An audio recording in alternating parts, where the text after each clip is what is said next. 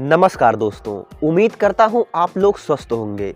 जैसा कि आपने कॉन्फेडरल, फेडरल और यूनियन का नाम सुना होगा। जैसा कि कॉन्फेडरल का मतलब होता है परिसंघ और फेडरल का मतलब होता है संघ और यूनियन का भी मतलब संघ ही होता है। तो ऐसे में कई बार पूछ लिया जाता है कि भारत किस श्रेणी में आता है, तो ऐसे में कंफ्यूजन हो जाता है कि आखिर भारत किस संघ में आता है, फेडरल वाले संघ में आता है या यूनियन वाले संघ में आता है। तो जैसा कि यूनियन वाले संघ में आता है, तो ऐसे में आइए समझते हैं कि आखिर कॉन्फेडरल क्या है और फेडरल क्या है और यूनियन क्या है। तो आइए इसको समझने का प्रयास करते हैं। ऐसे में आइए देखते हैं कि आखिर कॉन्फेडरल क्या है, परिसंघ क्या है। परिसंघ जैसा कि इसमें छोटे छोटे राज्य आपस में मिल करके अपनी थोड़ी थोड़ी शक्तियां केंद्र सरकार को दे करके एक देश का निर्माण करती हैं।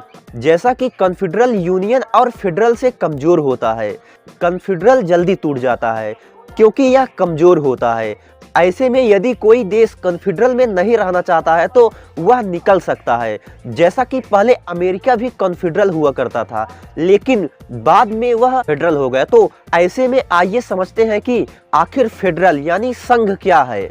जैसा कि फेडरल भी कॉन्फेडरल की तरह ही है। जैसा कि आप देखते होंगे कि कोई लेटेस्ट वर्जन आया है, ठीक उसी प्रकार से कॉन्फेडरल का एक फेडरल नया रूप है, जिसमें कि कॉन्फेडरल से ज्यादा मजबूत है।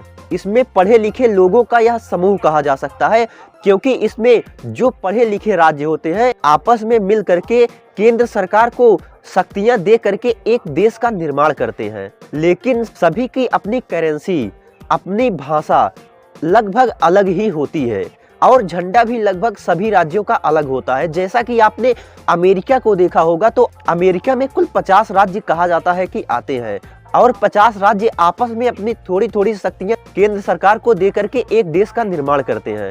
जैसा कि यह भी टूट जाता है। यदि यह भारत में होता तो टूट सकता था, क्योंकि भारत में अलग अलग प्रकार की संस्कृति है, अलग अलग प्रकार की भाषाएं हैं। भारत में लोगों के पढ़ने लिखने की दर बहुत ही कम है, जिसके कारण यह टिक नहीं पाता। जैसा कि फेडरल में जितने भी राज्य होते हैं उनकी अपनी अलग अलग नागरिकता भी हो सकती है। ऐसे में फेडरल के टूटने के चांस तब होते हैं जब कोई राज्य समझौता तोड़ करके बाहर जा सकता है। ऐसे में कॉन्फेडरल की तुलना में फेडरल ज्यादा अच्छा है। तो अब आइए समझते हैं कि यूनियन क्या है, जिसमें कि भारत आता है। जैसा कि यूनियन ऐसा होता है जिससे कि कोई भी राज्य अलग नहीं हो सकते हैं। जैसा कि आपने भारत के अंदर जम्मू कश्मीर में देखा होगा कि जम्मू कश्मीर का अपना एक अलग झंडा था और वहां के लोग उसे अलग करने की कोशिश कर रहे थे। कश्मीर ने कई बार भारत से अलग होने का प्रयास किया, लेकिन वह अलग नहीं हो पाया। यूनियन की सबसे बड़ी ताकत यही है कि उसके जितने भी राज्य हैं वह देश से अलग नहीं हो सकते हैं। जैसा कि आप भारत का ही उदाहरण ले लें, भारत में कई राज्य हैं और सभी राज्य की अपनी अलग अलग भाषाएं हैं। भाषाओं के साथ साथ सभी का अपना अलग कल्चर है। ऐसे में सभी राज्य चाहेंगे कि वह एक देश बन जाए, लेकिन भारत यूनियन है, जिसके कारण कोई भी देश इससे अलग नहीं हो सकता है। तो ऐसे में आप लोगों को यह वीडियो कैसा लगा हमें अवश्य बताएं। मिलते हैं अगले वीडियो में ऐसे ही बेहतरीन टॉपिकों के साथ। तब तक के लिए धन्यवाद।